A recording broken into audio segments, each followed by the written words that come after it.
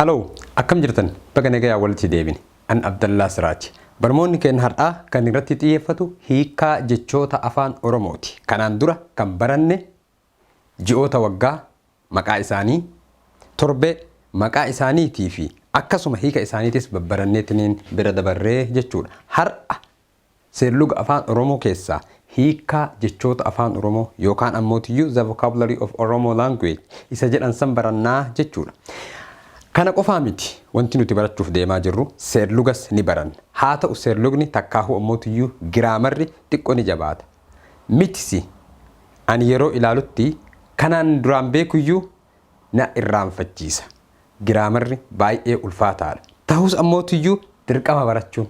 Giraamarri jechuun ammoo haala ittiin dubbiftu, haala ittiin barreessitu, haala ittiin ergaa kan kee guutuu dabarfachuu dandeettu irratti kan hundaa'u waan ta'eef barachuun isas dirqama. Inni ammoo bu'uuraa jechuudha. Har'aaf kanan isiniif qopheesse hiikkaa jechoota afaan Oromooti. Kallattiidhaan gama hiikkaa jechoota afaan Oromootitti isin haa dabarsu. Nuti kan eegalleetiin hin jenne qubee A irraaji. Baranne bira dabarre A, baranne bira dabarre Ba, baranne bira dabarre Caa, baranne bira dabarre Daa, Eedhaa fi akkasuma har'a kan irra jiru qubee Faadhaa jechuudha. Hiikkaan jechoota afaan Oromoodhaa kanaan amma asirratti isin qopheesse kana qofaa miti.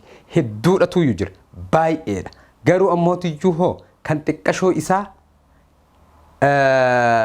isinitti wanna jechuu danda'u, isinitti ulfaachuu danda'u. Takkaahoo ammoo kan isin hin dhagahin hedduutu keessa jira. San keessaa cokee isin agarsiisaa jira jechuudha. Mee kallattiidhaan gama amma isiniif qopheesse kanatti isin haa dabarsu. Qubee Faa irra jirraa jechuudha. The vocabulary of Oromo language jedhee jira. Afaan namaatiin barreesse afaan kennaan dagadhe. Waay! Okay, hiikkaa jechoota afaan Oromoo. Akkasii mitiire? Hiikkaa.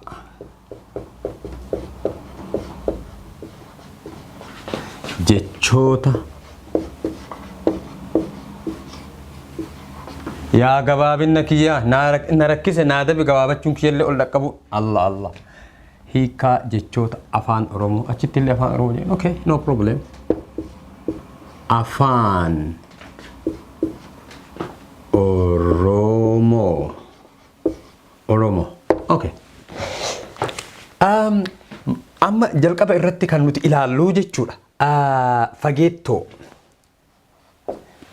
Fageettoo jechuun maal jechuudha? Fageettoo jechuun akka hiika afaan Oromootitti meeshaa isa kan fagoo kan biraa fagoo ittiin to'atanii jechuudha. Isa wanta akkasiisan kan maal jedhama akka afaan Oromootti fageettoo jedhama jechuudha. Kompiitaraan meeshaa fagoo jiru kan ittiin to'atanii jechuudha. Kompiitaras ta'ee wantoota biraa rimootii waan akkasii kan ittiin to'atan fageettoo jedhama jechuudha. Kan biraa fagiidhoo.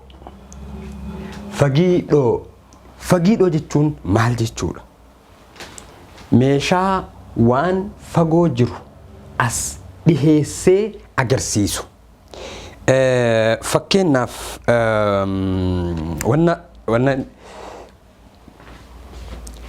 telefoonni ija sadii kun telefoonni ammaa gurdaan amma dhufe kan suuraa kaasu. Fageenyarra kan jiru leensii isaatiin asitti 0.5 tokko lama gootee leensii isaatiin ka fageenyarra jiru xiqqeessuu ni dandeetta. Wannaan isaa kuni baay'ee tokko as kaleessuu dandahaa jechuudha. Kana qofa miti. Maqaan isaa kaameraa gugurdaa. Kaameraa gugurdaanis leensiin isaa jechuudha. Wanta fagoo jiru as kaleessuu danda'a. Ammas qawwee takkaahu ammoo meeshaa waraanaa wanta fagoo jiru tokko kan ittiin dhahan leensii isaatiin irra kaa'anii wannaa isaa bakkaata silaa ittiin dhahuu danda'an bakka silaa ittiin hubachuu danda'an kan as kaleessu san maal jedhanii jechuudha fagiidhoo jedhanii jechuudha akka afaan Oromootiitti. Okay? Inni kan biraa faguu. Faguu jechuun ufraasuu garmalee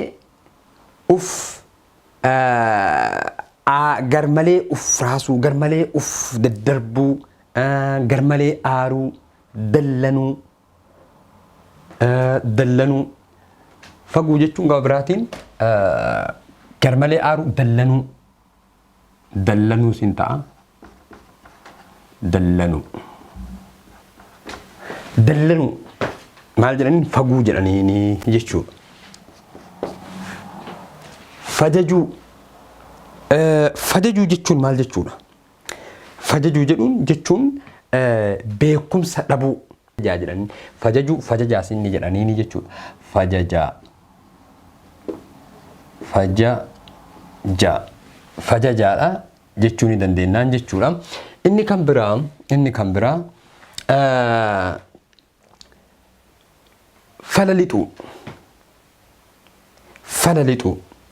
falalixuu jechuun maal jechuudha? Waan hamaa keessa seenu, waan ulfaataa keessa seenu. Fakkeenyaaf namni tokko yoo dogongora ulfaataa wahii dalage falalixe jedhama.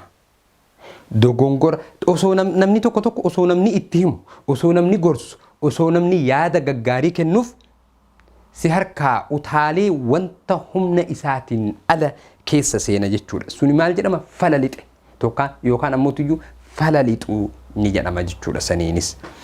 Inni kan biraa falamuu faallaa isaati.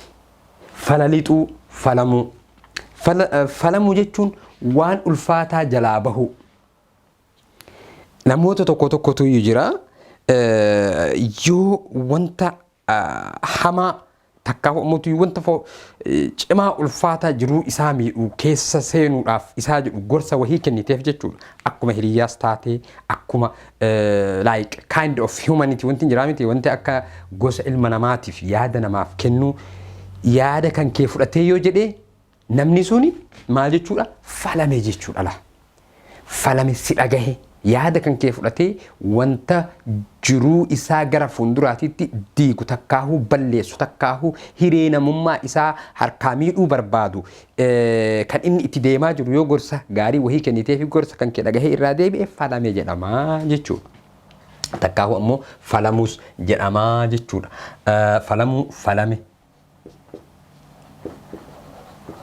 Falame jechuus ni dandeennaa jechuudha. Falate jechuus ni dandeennaa jechuudha. Falate sin jedhama.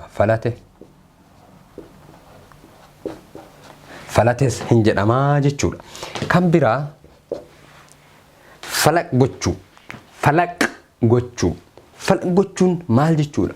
Dhoosuu, banuu, adda baasuu, baqaysuu. Kunniin maal jechuudha? Akka afaan Oromootitti falaq gochuu jechuudha. Okay. Inni kan biraa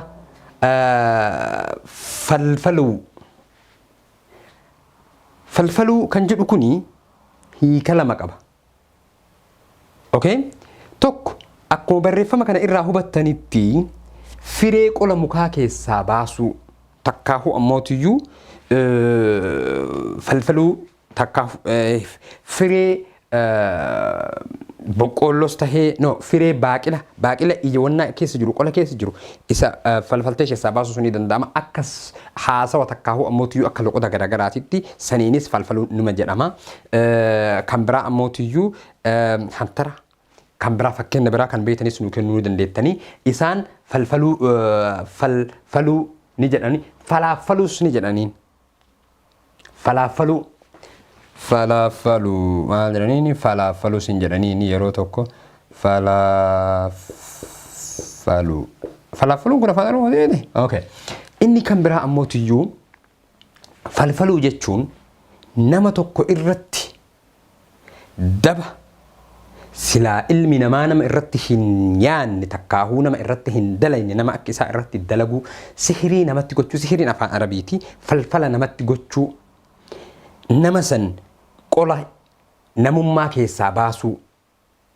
Ilmi namaa kun qola qaba ni beeytanii qola namummaa keessaa baasuu. Qola jechuun akkuma uffata godhanneetiin uffata keessa jirru kana surriin teenna tuni sadiin maramteetiin hin jirti. Sirbileemii fi meedullaa obilingaataa kana sadan keessa qola keessaanii baha gonkumaa bifa maraatuutti achi dabraa. Kuni jechuun falfalame takkaahuu ammootiyyuu falfalamuu. Kanaaf isa gama saniinis hiikaa gama saniitittis fudhachuu ni dandeennaa jechuudha. falaaffaluu hin jedhama. Kanatti dhiyaata. I mean kamittuyyuu dhiyaatu bifuma kana qaba. Falfaluu takkaawu falfalamuus ni jedhama. Gama biraatiin summii nama irratti dalaguus ni taha jechuudha. Hiika gama tokkootiin jechuudha. So inni kan biraa falka. Falka jechuun maal jechuudha? Falka jechuun akkaataa waa ittiin hojjetan. Falka jechuun akkaataa waa ittiin hojjetan. Takkaahu ammootiyyuu tooftaa wanta tokko ittiin hojjetan. Mala maslahaa wanta tokko ittiin hojjetan maal jedhaniin jechuudha? Falka jedhaniini jechuudha. Gama biraatiin jechuudha. So inni kan biraa fal'aana. Fal'aana jechuun mooqqaa takkaahu yookaan ammootiyyuu fal'aana ni jedhaniin. Fal'aanas ni jedhan. Fal'aanas ni jedhan.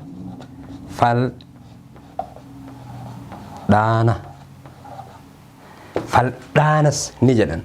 Mooqqaa. Fal'aana mooqqaa takkaahu bogii beeytanii? Yaadadhaani bogii jettiin haati kiyya yeroo ani xiqqaa taheetiniin marqanii shafaafa godhanii bogii wannaa akkasitti bogiidhaan keessaa fuudhan. Fal'aanni kun gosa waa sadi irraa dalagama. Tokko the system of culture takkaahu ammootiyyuu mala sistama takkaahu ammootiyyuu mala aadaatiin made from wannaa irraa jechuudha. Muka irraa yookaan gaafa horii irraa akka aadaatitti osoo ammayyaawaa hin tahin jechuudha. Fal'aanni gosa lamaa sadii hin dalagama. Tokkoffaa muka irraa ni dalagama. Lammaffaa gaafa sangaa irraa ni dalagama. Biyyoonni garaagaraa ammootiyyuu lafee horiitirraas ni dalaydi. Hindiin lafee horiitirraa ni dalaydi. Yaman dhagaa irraa ni dalaydi. Fal'aana jechuudha. Waan akkasii irraas ni dalagu. Inni naannoon keenya ammootiyyuu kan irraa hojjetamu mukaa fi maqaan isaa gaafa sangaatirraa ni dalagamaa jechuudha. Mooqqaa takkaahu ammootiyyuu fal'aana bogiis ni jedhaniini. Bogii jechuun fal'aana dheeraa fakkeenyaaf amma yeroo cidha fa'a wanna jedhan marqa gabataa guddaadhaan oyitee guddaa keessaa yeroo baasan fal'aana gaafa horii irraa dalagamu takkaahu muka irraa dalagamu saniin kabaasan isaan bogii jedhaniini. Inni sadaffaan ammootiyyuu bifa ammayyaawaa taheen pilaastika garaagaraa irraa kan dalagamu, sibiila garaagaraa irraa kan dalagamu, shaklaa suphee shaklaa wantoota faara waan akkasii irraa kan dalagamu saniinis ni dalagama jechuudha. Bifa 3-4 dalagamuu danda'ama fal'aanni jechuudha. So inni kan xumuraa fandalala. In yaadadha diqqaa tahee abbeeraa kiyya tokkotu iyyuu jira. Nama guddaadha. Maqaa cooraa wahii qaba. Abbaa qunxuuxxoo jedhaniin. Nama bira dhufnaaniin ni qunxuuxa. Taphataan ijoollee hamaa taphataan qunxuuxa. So anamma na bira dhufee ati maa fandalalta jedhee qunxuuxaa tana. Tigi dhiisi of keessa fincaa'u malee qaamaan irraa nafni anaa kee jalaa dhiyeessaa taniin tabre. So fandalala yeroo saniin qaba diqqeena keessa booda ammootiyyuu bifa barmootaatiinis argeetiniin jira. Hiikaan fandalalaa hujii malee asii fi achi deeminsa asiif achi deemuu akka bifa barxaanuu takkaahu ammootiyyuu bifa hojii dhabeeyyiittis ni kalaaya. Walumaa galatti fandalala jechuun hojii malee asii fi achi deeminsa jechuudha. So barmoonni keenya har'aa kan irratti xiyyeeffate hiikkaa jechoota afaan Oromooti. Chaayinaaliin kun chaayinaalii afaan Oromooti.